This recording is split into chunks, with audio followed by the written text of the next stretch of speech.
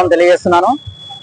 నిన్న జరిగినటువంటి 523 సర్వే నంబర్లో ఆక్రమాలను వెలికి తీసినటువంటి రెవెన్యూ డిపార్ట్మెంట్కు మరియు గౌరవనీయులైనటువంటి సీఎం గారు రేవంత్ రెడ్డి గారికి ప్రత్యేకంగా ధన్యవాదాలు తెలియజేస్తున్నాము. గతంలో కాంగ్రెస్ గవర్నమెంట్ ఇచ్చినటువంటి దివ్యాంగులకు ఇచ్చినటువంటి పట్టాలను ఆక్రమార్కులు బోగస్ పట్టాలను సృష్టించి దివ్యాంగులకు అందాల్సినటువంటి ఇళ్ల స్థలాలను ఆక్రమార్కులు ఇతరులకు అమ్మి వాళ్ళు వికలాంగులను చాలా మోసం చేస్తున్నారు.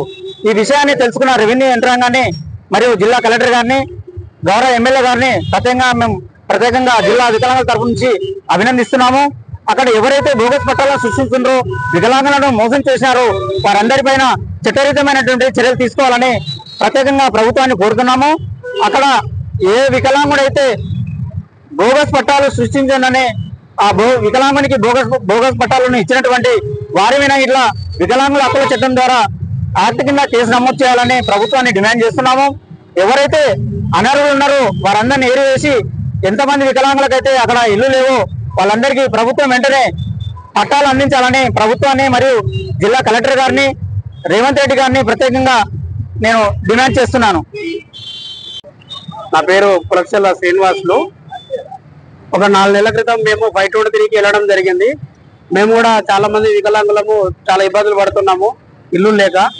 సో అదే విధంగా మేము 523కి వెళ్ళి అక్కడ మా వికలాంగుల అధ్యక్షుడు ఎవరైతే ఉన్నారో అతని ఎల్లయ్య కానీ, బాణాపూర్ శంకర్ కానీ, భాస్కర్ రెడ్డి కానీ, ఇలా ఇలియాజ్ కానీ వీళ్ళందరినీ వెళ్ళి మేము అడగడం జరిగింది. అడిగినతో వాళ్ళు మాకు ఇక్కడ ఓన్లీ బ్లాండ్ వాళ్ళకి ఇచ్చేసారు, ఆల్రెడీ అయిపోయింది అని చెప్పేసి వాళ్ళ అనడంలో మేము ఇక ఇక్కడైతే 75 మంది గతంలో కాంగ్రెస్ ప్రభుత్వము 15 ఏళ్ల క్రితము ఒక 75 మందికి పట్టాలు ఇవ్వడం జరిగింది.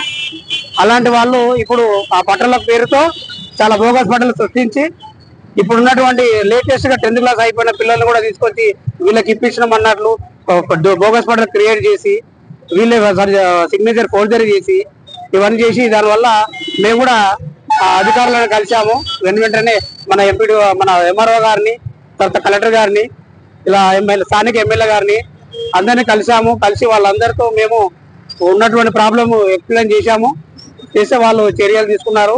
కాకపోతే ఇలా ఒక 8 మంది వికలాంగులకు బోగస్ పట్టాలు 8 మంది వరకే పిలిచిర్రు.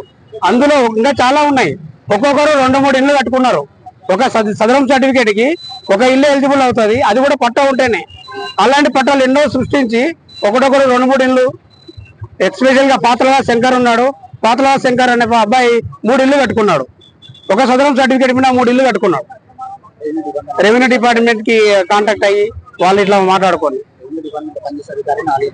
రెవెన్యూ విఆర్ఏ అనే ఒక పర్సన్ పనిచేస్తాడు అక్కడ, విఆర్ఏ. అతను కూడా అక్కడ 4 ఇళ్ళు కట్టుకోవడం జరిగింది.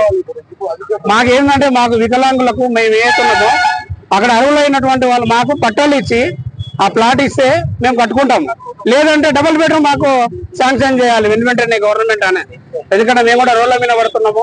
మాకు ఎలాగంటే ఉద్యోగాలు లేక ఏం లేక చాలా ఇబ్బంది పడుతున్నాము. సో ప్రభుత్వానికి నేను తెలియజేసేది ఒకటి, జై రేవంత్ అన్న, జై రేవంత్ అన్న.